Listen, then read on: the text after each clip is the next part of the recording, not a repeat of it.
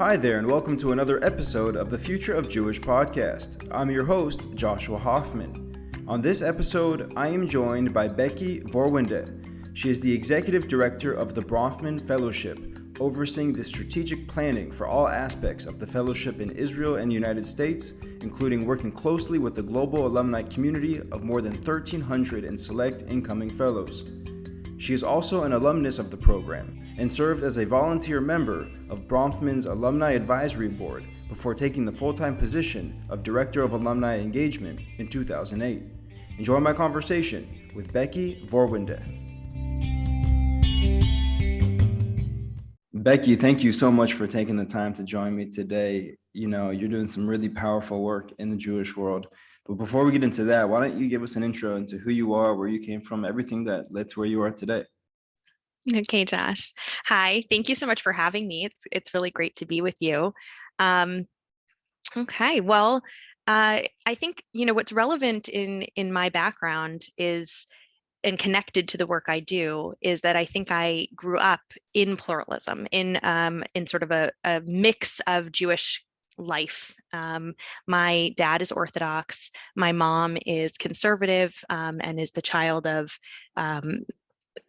a family that moved just as the war was starting to Israel. And then when she was very young, they moved from Israel to America.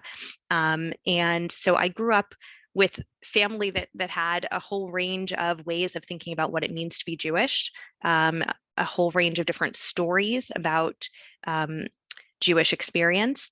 And I also had the opportunity to be educated in different Jewish spaces. So I went to Jewish day school till I was in 8th grade. I'm a product of Camp Ramah and worked in Camp Ramah for many years and really grew from that experience as well. But then also my parents, when I was 5, got divorced.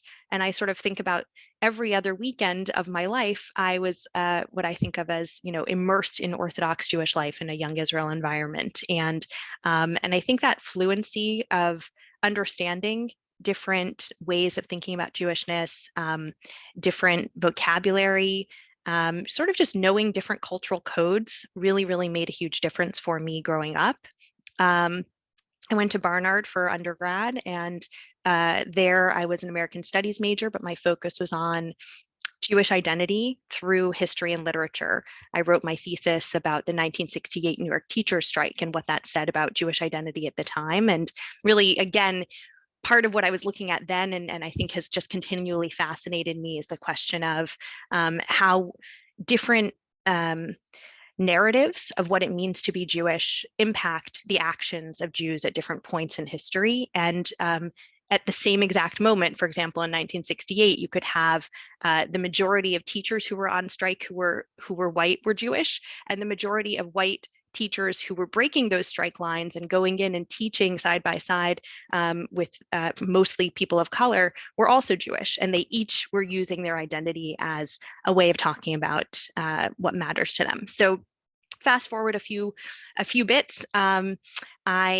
After graduation, I actually moved to Australia. I had met my husband there and lived there for a number of years, worked in diversity consulting and then in corporate responsibility.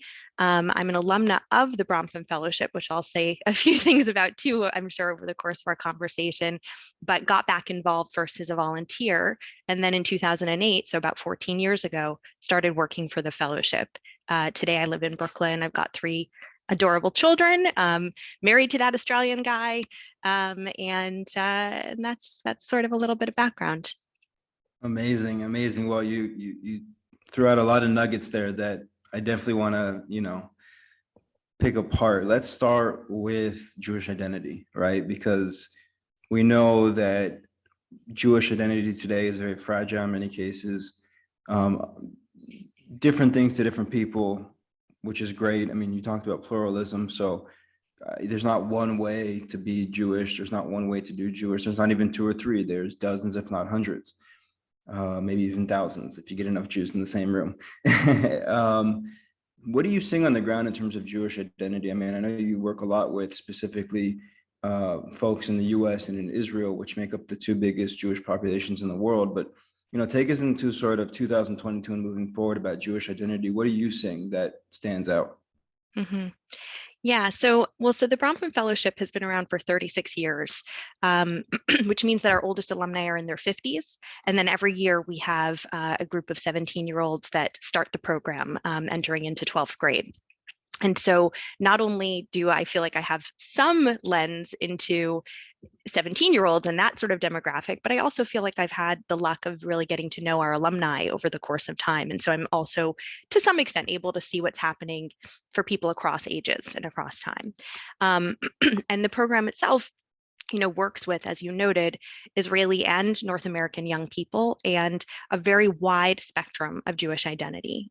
So we have young people who come from Orthodox yeshiva backgrounds. We have young people who come from very much unaffiliated backgrounds. We have everything in between: day school students, public school students, private, non-Jewish school students.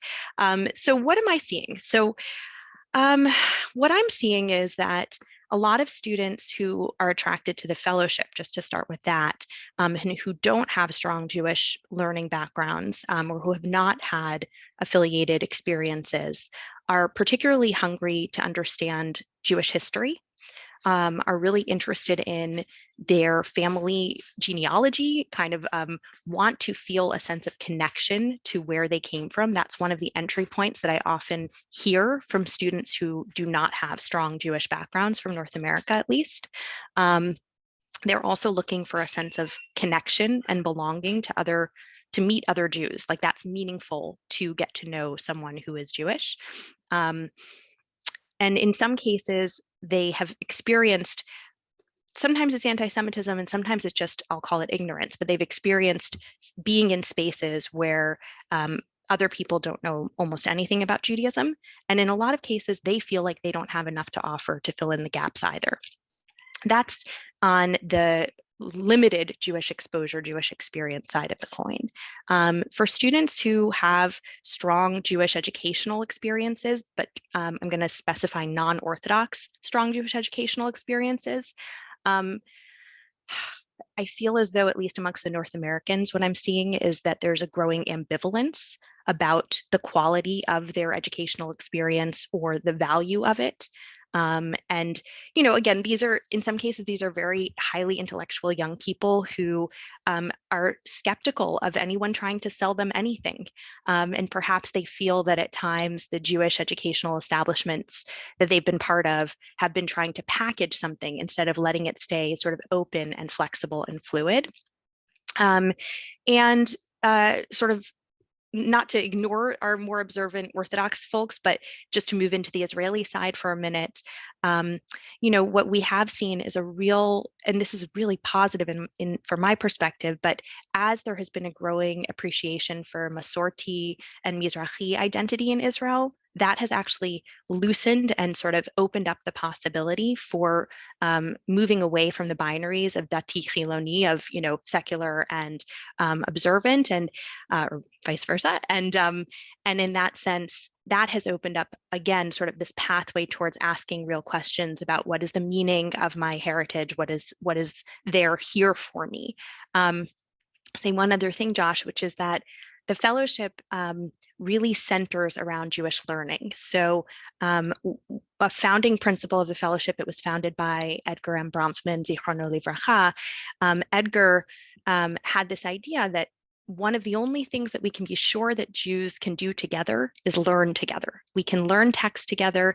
We can be in chavruta. We can be in discussion. We can be in conversation. We may not be able to ever decide how to eat the same foods or, how to pray together, but learning together is something we can do.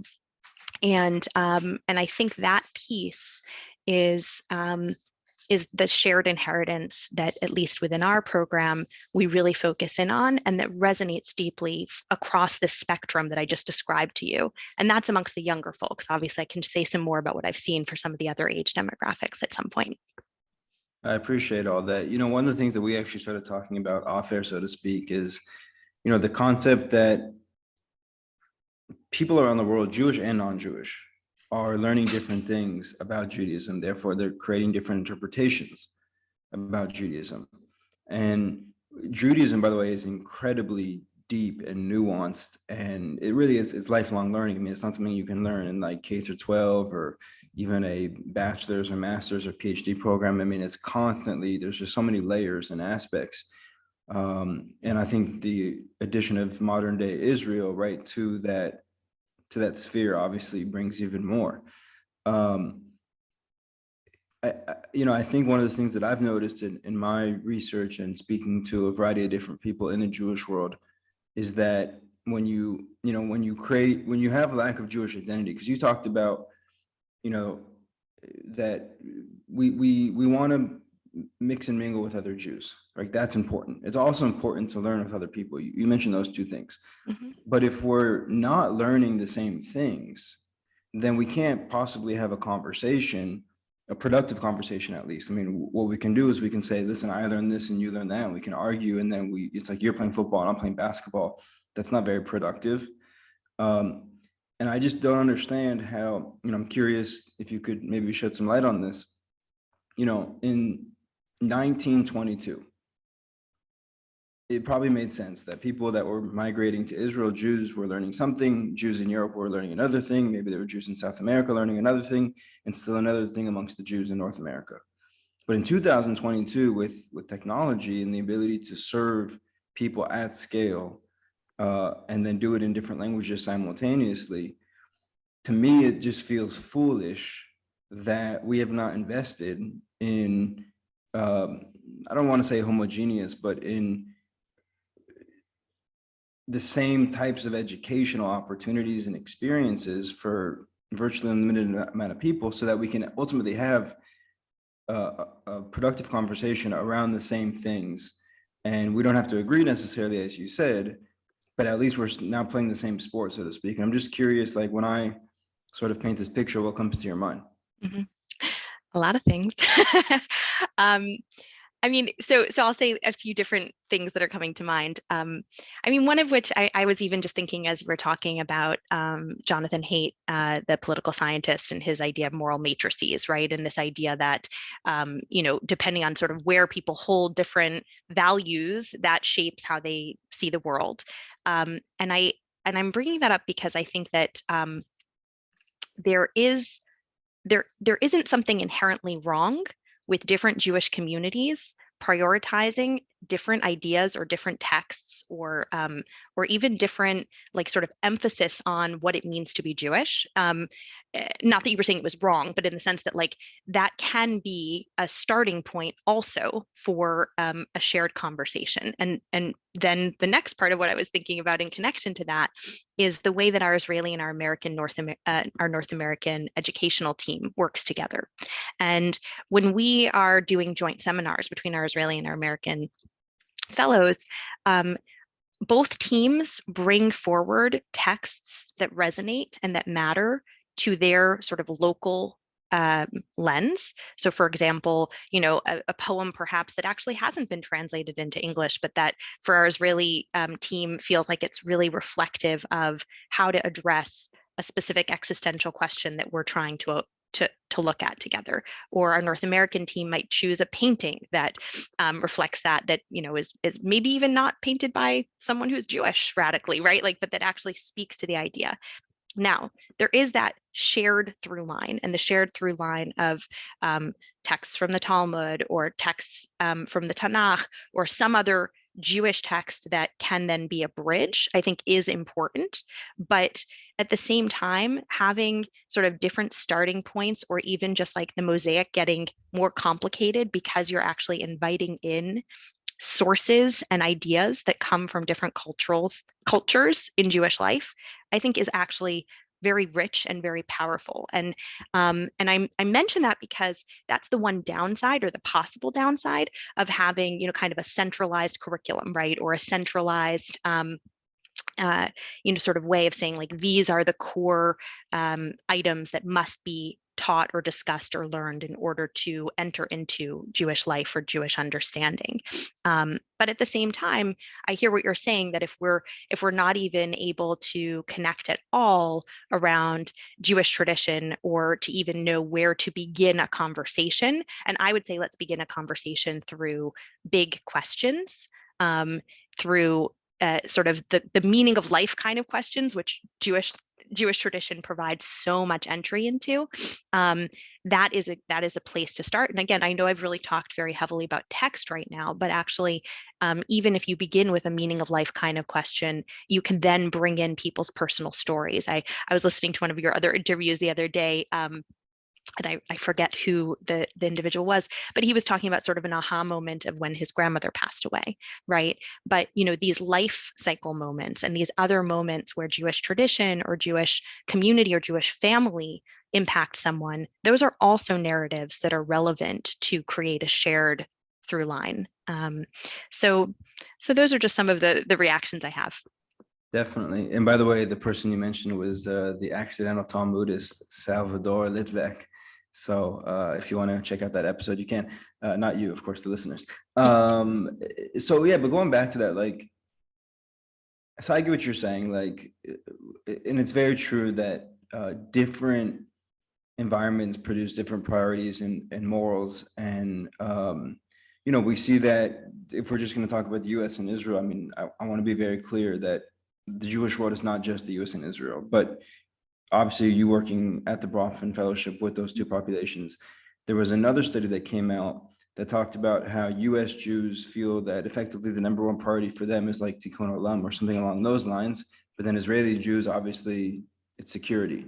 And I guess my question is like, how do you bridge those gaps so that while the Israeli Jew, averagely speaking, I mean, not speaking for all Israeli Jews, but generally speaking, so the Israeli Jew still maintains that security being the number one priority for him or her, but then also understands the value of tikkun olam in the sort of so-called American Jewish community, and vice versa, that the American Jew understands that security is paramount to Israeli Jews and to the Jewish future in Israel.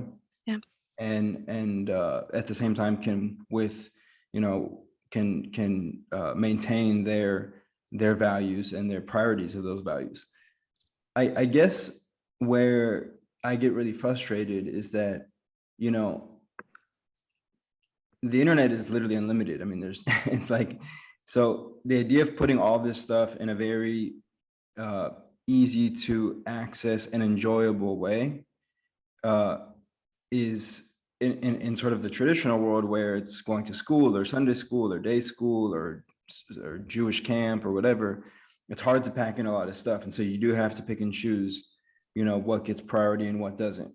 But in the world of the internet, you can actually create a beautiful piece of software effectively that brings in all of the, pretty universal Jewish things, and then organizes it in such a way that it can feed the user, what they're interested in and what Judaism has to say about those kind of things, whether it's philosophy or the meaning of life or service or what have you.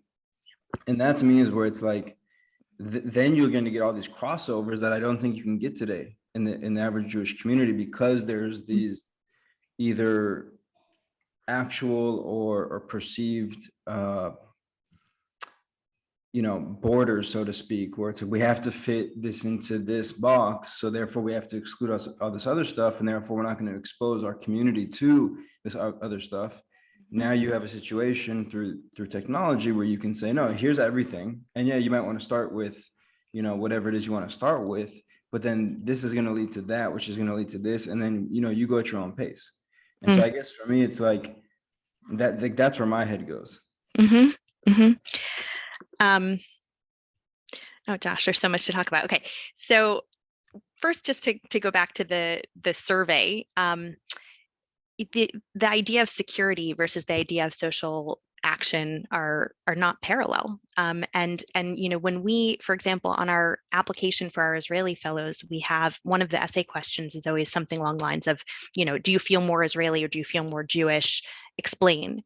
Now, that question would just be bizarre to ask for the North American fellows, even if actually it could give you some interesting answers too, right? If you ask the North American fellows, do you feel more American or do you feel more Jewish? But it isn't even, it isn't even really a relevant question that the Jewish community would ask of North Americans.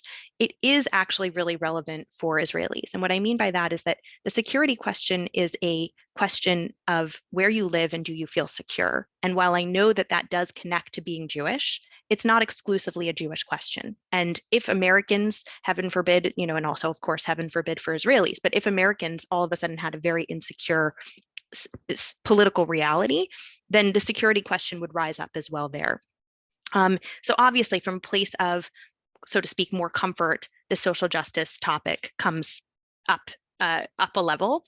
But I don't think that actually those two priorities are the priorities that create, or like, I don't think that parallel example or not parallel example is the right example for where's the possibility, or where have we gone wrong when it comes to having shared conversation. Because I think if you said to Israelis, can you put aside for a moment your political reality? What are the, again, sort of like the emotional, existential, depth of meaning questions that matter to you? And if you were asking North American Jews, not what is the mission of the Jewish people, for those who see social justice and repair of the world as the mission, but rather what is the depth and meaning you're seeking, I think actually you'd get closer to a shared set of questions or a shared set of conversations. And that again, kind of does connect to what your point is, which is like perhaps those sorts of topics, those sorts of questions could be a bridge, could be a space for really meaningful conversation. Having said that, I was thinking as well about Franz Rosenzweig, the great German educator, German Jewish educator and thinker. And he, in one of his, I think it was maybe in his letter about opening the Lehrhaus, opening this house of learning, what he most focused on was getting the people into the room, putting them into that space together. And it was less about what is it that they're actually learning and more about them coming together to be in an environment of learning together. And even as I just talked to you about the fellowship before, and I said, oh, we curate these amazing text study sources, at the end of the day, actually, I think a lot of our fellows, 10, 20 years later, they might be able, if you gave them a lot of prompts, to remember specific texts that we learned together. But for a lot of them, it's more as if it's kind of the resonance overall that comes from being in conversation around those texts. And so kind of just going to your point, Josh, about what could it look like to have sources online or online learning?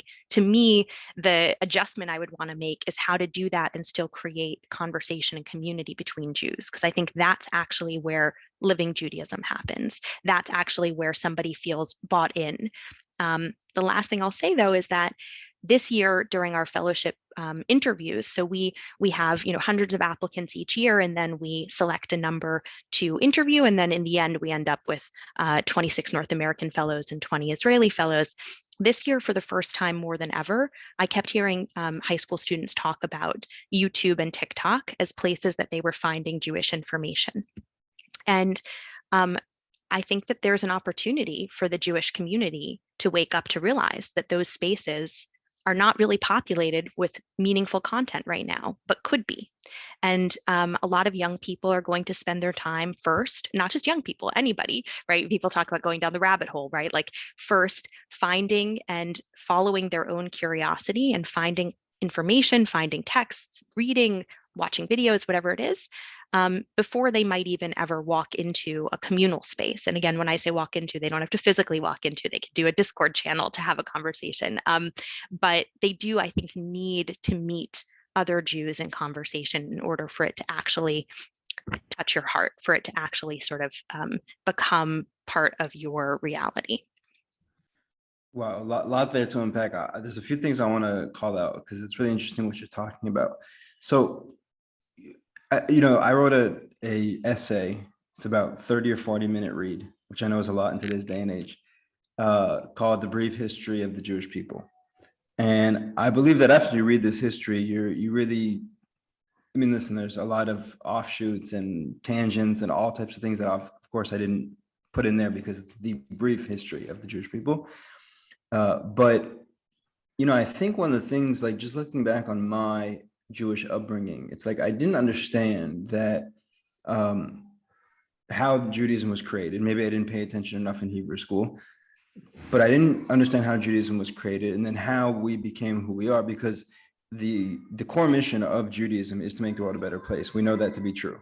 But then life happens, as they say. And so what happens there is that the Jews get expelled from land of Israel. They go in all different places. Some stay, a lot of them leave. They populate the world. Anti-Semitism happens.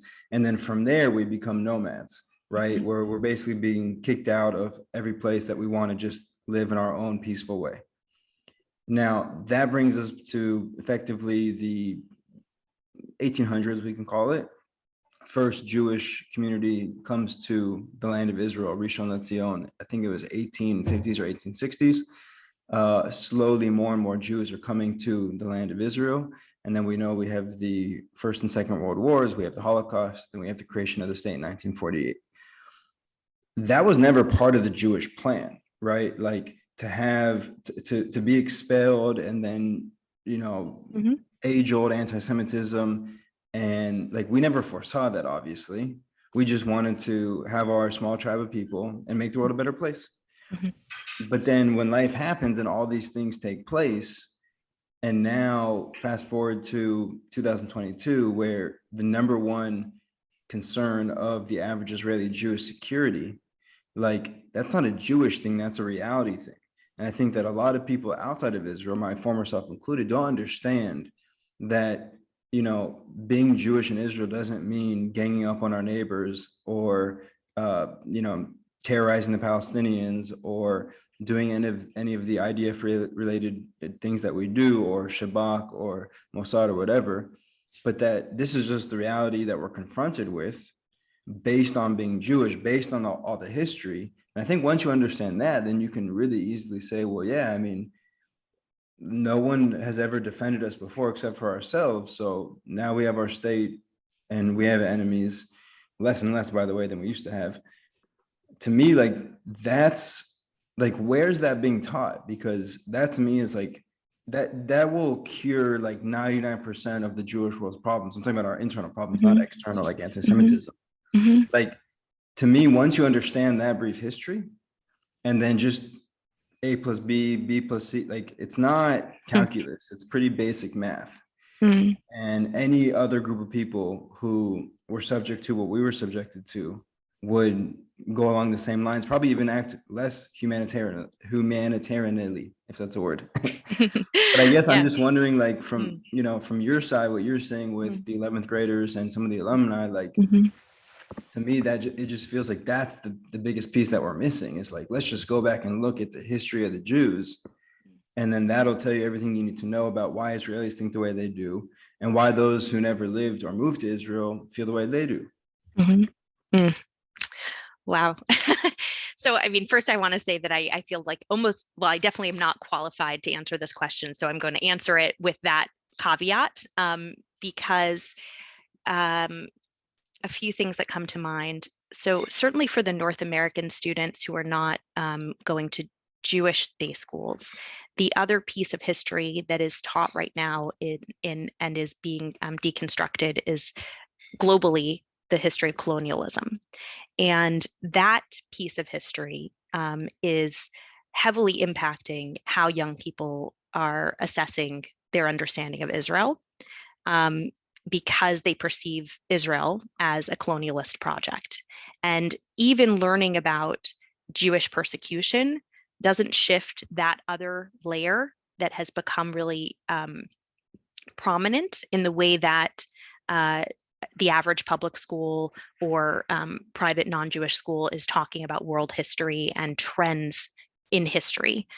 So Israel then becomes really looked at through the eyes of failed colonialism, which is not necessarily fair to Israel. But I want to mention that because I think the idea of like remediating attitudes about Israel's policies by teaching history doesn't always work, because there's lots of layers of history that also make it harder to understand. I want to ask you about that, though. Yeah. Because tell me if I'm wrong, but to me, there's something incredibly bizarre about a student learning about colonialism when the very classroom that they're sitting in is on colonial inspired and generated land. Like, is that not an oxymoron? Is that not a, like, if you're so worried about colonialism, then why don't you get up out of your classroom and go to a place like, I don't understand how, can you explain? Well, again, this is not my space of expertise, but what I would say is that actually, if you look at, I mean, I don't know, what circles you've run in, Josh, but if you get emails from people now, in addition to many folks having their pronouns listed under their name, they also, in some cases, will say the original owners of the land that I am in is X or Y, and there's really an effort to take note and recognize the fact that in America also, right, that there's this whole colonialist project here.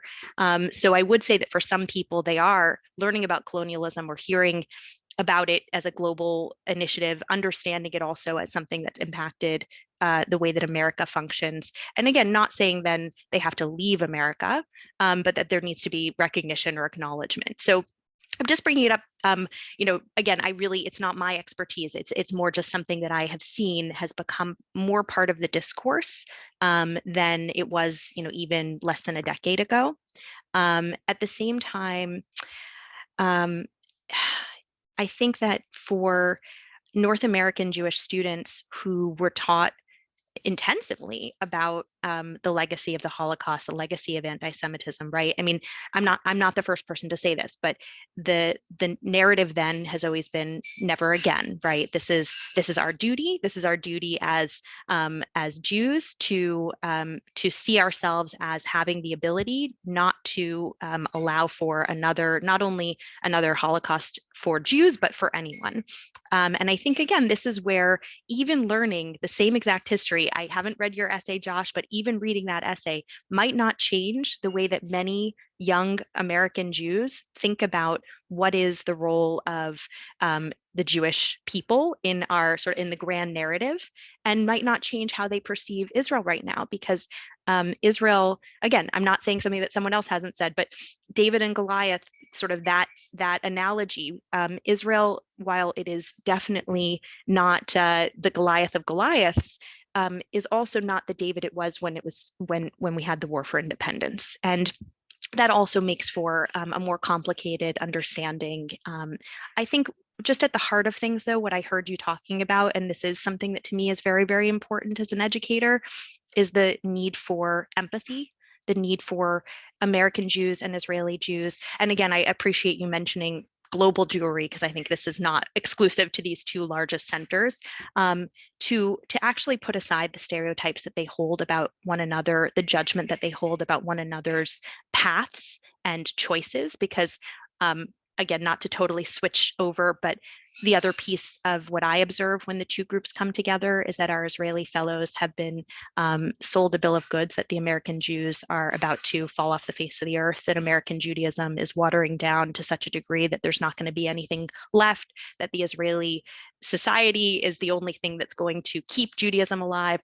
And I think that also is a false narrative, just as the idea that Israelis are not carefully thinking about security decisions with compassion, with care, with a desire to do right in the world while also keeping Israeli citizens safe, is also, an incorrect narrative to claim. So what I try and do, or not just I, but what our team tries to do, is to get our fellows, Israeli and American fellows, to both name those stereotypes, explore those stereotypes, but also to start to see each other eye to eye. And as much as, again, that sounds like a little bit of a cliche, really meeting over text, meeting over personal stories, it changes the stereotypes, because like you said earlier in this conversation, you said, like, you put 1,000 Jews in a room and you get 1,000 different ways of being Jewish. You also have 1,000 different political views and 1,000 different, or more than 1,000, right? Like 2,000 if you've got 1,000 Jews in there. So the more that people start to see one another not as Israelis or Americans, but actually as this particular Israeli Jew named Josh and this particular American Jew named Becky, like, that changes things too. Absolutely. No, and I'm a huge believer in personalizing things and putting faces to names. I do want to wrap up on this specific topic because there's a few other questions I have for you, but I just want to ask you one more question about this sort of conversation that we're having, which is this. You know, for you and I to be having this conversation today, in a very open way. I mean, this is going out on the internet and anyone can listen to it. And for Jews in not just in the United States, but all over the world outside of Israel, like what I don't understand is how come so many Jews don't realize that they can be their quote unquote best Jewish self precisely because of Israel. That if there wasn't in Israel, we know there was a time before Israel. It wasn't that long ago. It was just a few generations ago. And if you just go back and read text, I mean, talk about text and even personal stories of people. I mean, a lot has been written about Hebrew essayists and things of that nature. Yeah. Like, it's very obvious that being a Jew pre-1948 was so much harder and so much more inconvenient and uncomfortable, no matter where you were, whether you're in Europe or the States or South America. And that we're able to have these conversations today and really, by and large, live our best Jewish lives because we have a Jewish country. Like, to me, that's the irony and kind of the hypocrisy where you want to like say what you want to say about Israel. I'm not saying you don't have an opinion, but like we should be careful about how much we say about Israel, because at the end of the day, the people that you're talking to Israel about and that the people that are hearing you say these things, their great grandparents had no pity on the Jews and now have to take Jews more seriously because we have an actual state. I mean, I'm just curious how you reconcile that with the groups of people that you work with. Yeah.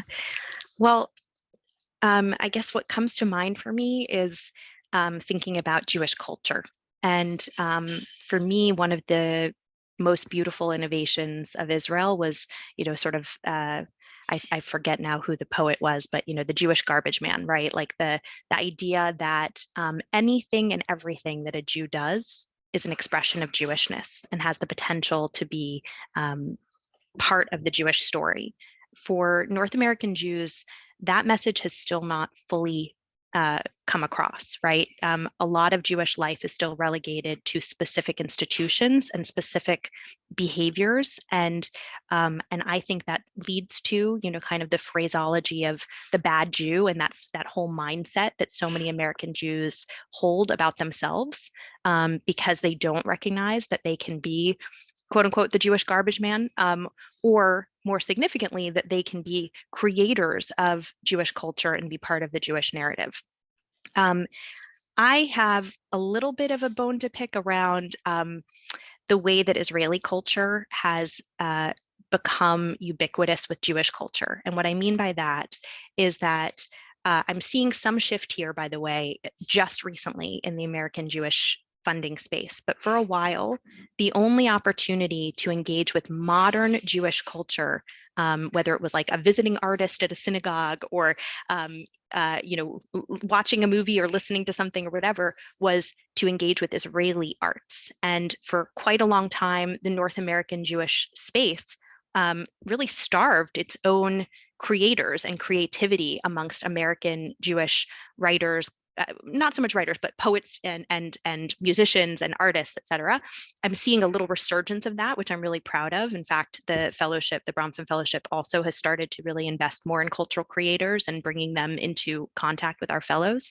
But I do think that's another reason that some North American fellows feel, or not fellows, North American Jews feel disoriented or frustrated with what Israel offers or not, because Israeli Jewish culture, or even just Israeli culture, is amazing, is powerful, is inspiring, is engaging. I love watching all of the things that come out of Israel, but there's also a value in what can come out of North American Jewish culture. And the reason I mention that is that you probably have observed as well, at least in certain left-leaning spaces in the American Jewish community, there's been a resurgence of focus on Yiddish culture.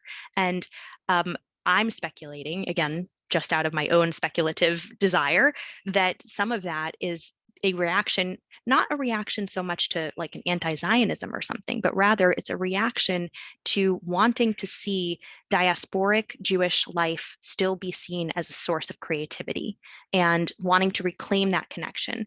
So, as you noted, Josh, Israel's existence and also the sense of pride that can come for Jews all over the world because Israel is a meaningful, powerful, lived out space for Jewishness, I personally agree is something we should be celebrating and something that allows for people like my parents' generation to have, recognized and embraced again their Jewishness. But one of the things that maybe happened along the way was that that effort to invest in the culture of Israel as opposed to overall world Jewry culture maybe also backfired in a sense of like, wait, what about allowing for a flourishing of many types of forms of creativity and identity? I think that's a fabulous point you just made, because what I find living here for the last 10 years is that, all my friends are Israeli, all the girls I date are Israeli. And so when I talk to them about the diaspora Jews, it's just a blank. It's not a negative, or it's just blank. There's nothing there. Yeah. And that's a huge misfire, I think, on how we create that two-way street. Because I think what you kind of were saying just a few minutes ago is it's kind of been a one-way street, and the diaspora Jews, especially in the States, are kind of getting sick of that. Yeah. And I think it has to be a two-way street, and we have to hero the same Jews outside of Israel as we do inside on the global scale. So I think that's a really important point. It's also like I remember I was in a cab one time just recently in Israel, and I asked him, I was like, we know that, I started Izzy. I started it because I know people around the world want to watch Israeli content, Zionist Jews, but also not Zionists, not Jews, just people in general. People like Israeli TV, just like you might like Bollywood, for example. Mm-hmm. But like, I was wondering, I was like, would an Israeli watch what we can call Jewish content, which is, let's say, like a sitcom about a North American Jewish family, or like a periodical based on like World War II or whatever coming out of Germany? Like, would an Israeli watch that? And so I asked this cab driver. Now, obviously, he can't speak for all 6 million Israeli Jews, but he basically said, yeah, if it's good, I'll watch it, just like I would watch anything else on Netflix or HBO or whatever. And I think like that's what we have to do, is we have to say, okay, we're going to export Israeli content to the rest of the world, but we also have to import Jewish culture into Israel from different places in the world, especially in the United States, with just the sheer size of the Jewish population there. So I think that's a fabulous point. Yeah, if I can add like a little anecdote, which is a few years ago, maybe it was 2019, sort of pre-COVID. One of our joint seminars between our Israeli and our American fellows, we were in Israel together, and we were at the Museum of the Jewish People, I think it is. And they had an exhibit at the time, and I think it was like American Jewish comedy, something of that sort was like the exhibit. And they were walking around the two groups together, the Israelis and the Americans, and then they came across in this exhibit Tefillin Barbie. And the Israeli fellows started laughing, and the American fellows were horrified because they didn't think of Tefillin Barbie as a comedy. Not only did they not think of it as a comedy, but then they also were sort of shocked at the way that their Israeli peers were responding. And it was a great conversation. It was a great opportunity. But my point is more that like that level of misunderstanding, both obviously, whoever the curator of that exhibit was, there's one layer of misunderstanding, but just even sort of understanding what does it mean to take something like a Barbie doll and try and reframe it as a bat mitzvah Barbie doll, and why is that something that would be actually empowering to American Jews, and what's the conversation that could start between Israeli and Americans? I mean, again, there's so much to unpack with each of these kinds of things. The other thing that I was thinking of is when I lived in Australia, and I remember one night I was watching Seinfeld with a group of my friends in Australia, and all of them are not Jewish, and they were laughing at totally different points than I laugh. And it was one of those first moments where I was like, oh, this is funny. I mean, I've always thought Seinfeld is funny personally, but like this is funny in different ways for someone who doesn't have the Jewish overlay or the New York overlay. And likewise, I'd be so curious to watch something like Seinfeld with a group of Israeli Jews, right? And to also like see what things are funny for them and what aren't. I mean, there's a whole other conversation to be had of like, what would it look like to watch Seinfeld with 17-year-olds right now? Because I'm guessing half of them would think that everything's offensive in it. But that's a different conversation. So I'm glad you brought up the Museum of the Jewish People, which I was just there 2 weeks ago. It's stunning, and they did a great job with the renovation. And the exhibit that you mentioned is still there and is just tremendous. One thing really stood out to me at the Jewish Museum, and I'm curious to get your take on this. So the museum now is 3 massive stories high, and not just high but wide. I mean, each story is incredibly. When I say story, I mean physical story, not a tale. So each level is very wide, and then you have 3 of those. And so, I remember, we started to think at the top, and you make your way down, or maybe vice versa. I remember at one point, like halfway through, I remember saying, wait, I haven't seen anything about the Holocaust. And like, I was already there for 3 hours. It's probably about a 5 or 6 hour, total time commitment, so to speak. And so 3 hours in, I'm like, wow, like, that's weird. Like, because we know the Holocaust is such a big part of Jewish identity today, also in Israel, but also across the world. And all of a sudden we get to the Holocaust portion of the museum, and it's literally this little sort of room tucked away in one of the corners of one of the floors, and had definitely no more than 10, I would say no more than 7 individual sort of small exhibits.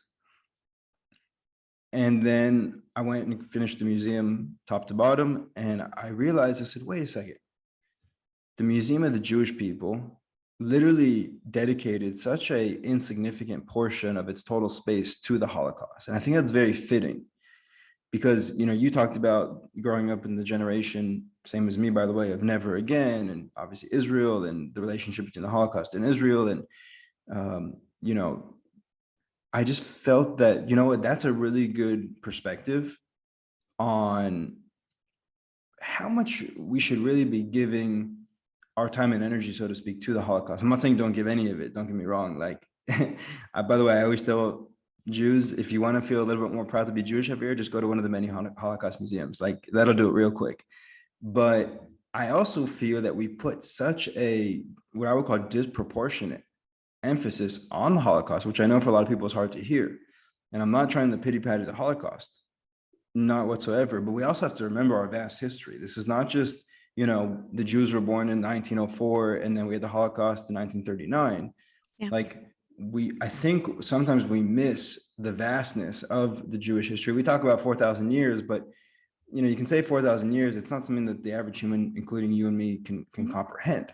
But when you actually go and tell all the stories, which is what the museum does, and all the anecdotes and all the periods and all the this, that, and the other, and you really put that within the vast timeline of the Jewish people, you actually see that the Holocaust is a very small blip on that timeline. Now, it's a substantial one in terms of the impact that it's had on the Jewish people, of course. But when you just put it on the timeline of this 4,000-year history, you realize it's quite small. And so maybe part of where we're losing people is, what my generation and so forth, is that I personally feel that it's hard to reconcile talking so much about the Holocaust when being a Jew today is probably the best time in history to be a Jew. And so it's, it almost feels like, I don't know if the word's hypocrisy, it's a strong word, but it feels like if I'm talking to my non-Jewish friends, right?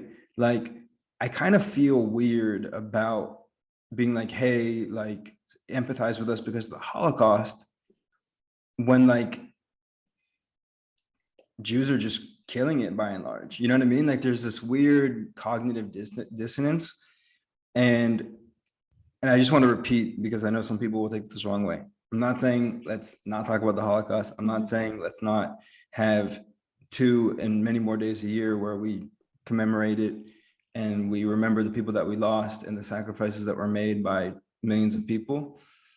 I'm just saying that let's also celebrate what it means to be Jewish. And let's also talk about, you talked about culture and arts and entertainment and education and all these other amazing things that we've introduced to the world and that we still carry with us to this day, things that happened thousands of years ago. And let's not let the Holocaust define us as a people, because I sometimes feel that we allow it to do that, and we actually propagate that in some cases. Mm-hmm.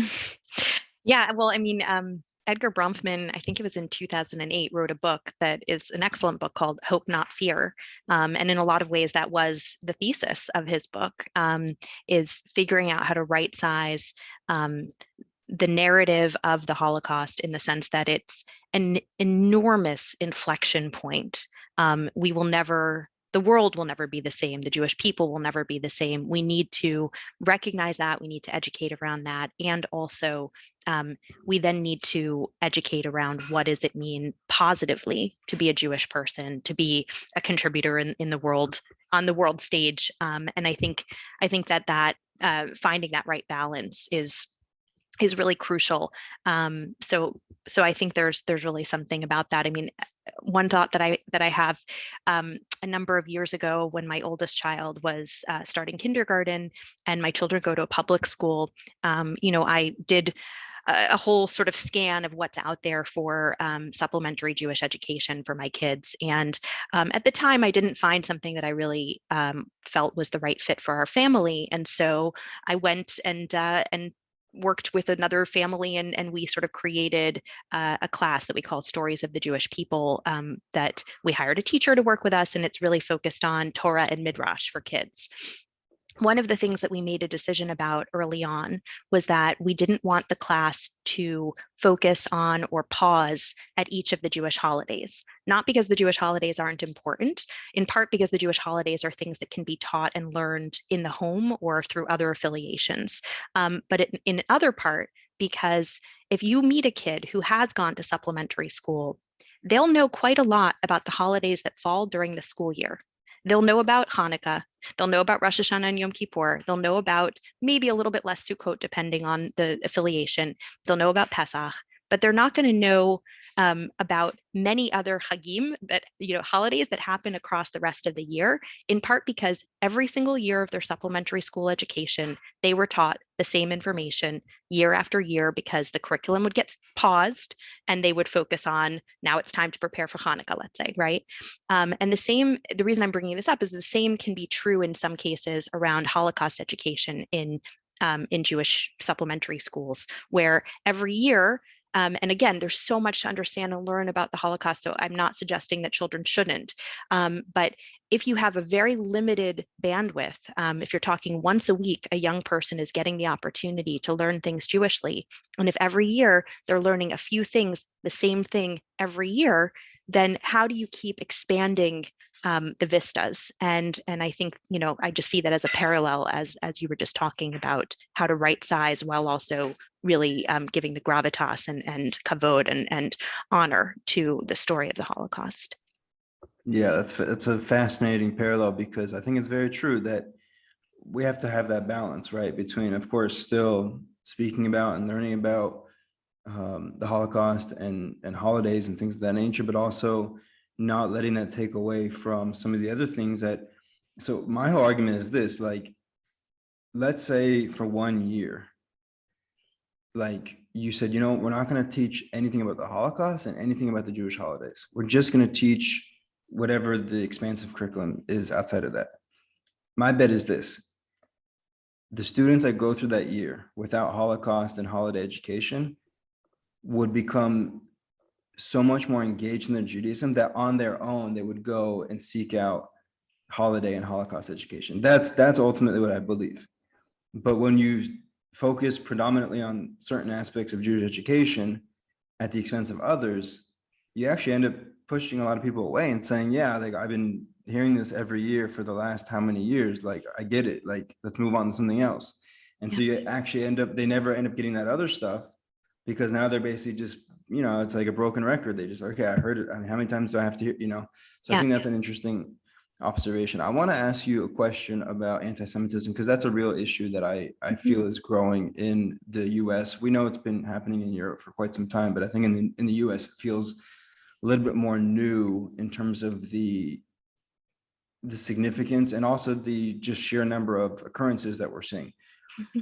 I'm wondering if, this is going to sound a little messed up to say, but I'm wondering if North American Jews need a little kick in their tuchus, because we've had it really, really good in America, right? Like by and large, like Jews. I mean, listen, when I was a kid, we had a shooting at a local JCC, but like other than that, like I think, and there's been episodes like that. I'm not suggesting that everything's been perfect, but like I would say by and large, especially compared to our European counterparts and definitely our Israeli counterparts, which we know the situation here in Israel over the last 70 some odd years, like American Jews have had it pretty damn good, I would say, relatively speaking. Is it time that American Jews maybe need a little reminder? I know that's a really screwed up way of saying it, but could that have that sort of reverse effect, like I talked about just a few minutes ago with, how we educate? Like, is there a blessing in disguise where maybe it's important for American Jews to remember what it's really like being a Jew in the world, and not just what it's been like for a very specific amount of time in the US? Um, well, I don't necessarily think that anti-Semitism is what it's really like to be a Jew in the world. I don't think it has to be, nor do I think that all of history has shown. We've had periods of peace and the ability to be part of cultures at different junctures in Jewish history too, not just when we've had the land of Israel. And while I understand that in each of those situations it ended, so I'm not pretending that that's not part of it too. I think that to say that the resting state of Judaism is always that we're at risk from external hatred, to me does not feel like, first of all, does not feel like an inspiring way of thinking about what it means to be Jewish, but also doesn't necessarily ring fully true, even though, of course, I think that there is the fear of and the reality of Jews being scapegoats as a historical trope. Um, Here's what I'll tell you. I lived in Australia for a number of years. In Australia, the Jewish community there is one of the largest post-Holocaust communities in outside of Israel, and as a result, people live in neighborhoods together still. You don't see Jews living all over Melbourne, let's say, which is where I lived. You see them in certain areas, and they really kind of stay quiet and keep to themselves. I don't think that any Australian would be able to name a famous Jewish writer from Australia or cultural creator of any sort. I know I'm sort of riffing on culture today, but there you go. And what I bring up this point is because I think that sometimes being awoken to anti-Semitism leads Jews to hide more, not to be more proud. And what I love about being an American Jew, for example, is that American Jews have been enormous contributors to the story of America, and to, again, the culture, the politics, the justice, to every dimension, and have done so very publicly, very proudly. And I want that to continue. And what I do see with some of the young people that I work with who have experienced unfortunate bullying as a result of anti-Semitism is that they are asking questions like, should I wear my Jewish star under my shirt? That is a horrific thing to have happen. That's not going to help the future of the Jewish people. And it's not even necessarily going to be a way to then create more connection to Israel. So to me, I think that it won't help enough, or whatever the word help is, but nonetheless, it does awaken people to the desire to understand Jewish history, and to also understand the roots of white nationalism, to understand the roots of hatred, and that complacency of not even paying attention to why hatred takes shape. That's a good thing to get rid of. Let's get rid of the complacency. But I definitely don't want to see Jews afraid to be Jewish in public. Yeah, that's a great point. Thank you for making that point. That's important. I want to finish up here talking about the fellowship. You've hinted at it so many different points in the conversation, but I would just love to hear more about, the evolution of the fellowship and certainly what you're looking forward to doing in the future. Yeah. Well, so the fellowship itself is this really kind of highly selective program that's grounded in a vision of taking really kind of a big bet on a small number of people every year at a point in their lives before they've made major decisions, when they are entering into their 12th grade year, and giving them the opportunity to be part of a really deep Jewish community of difference, so a pluralistic group, giving them the opportunity to study with wonderful Jewish educators from across the spectrum and to really engage with Jewish texts and ideas, giving them a chance to travel both to Israel and to North America in separate groups and also together. And then being part of a lifelong community. That's sort of the gist of the fellowship, is this lifelong community where the individuals themselves then become the future deep thinkers, moral voices, cultural creators, and community builders of their generation. So what that looks like today, there's a really robust engagement across the generations of alumni, and we have seen many of our alumni then, be the voices. You were talking before about anti-Semitism. I think about one of our alums, Dara Horn, or telling the story of Israel. I think about our alum, Mati Friedman, or helping shape Israeli culture and the future of the voices there. Alex Reif, who's been an incredible voice for the Russian-speaking Jewish population in Israel. So what we need to do now, and where I see things headed, there's a few things.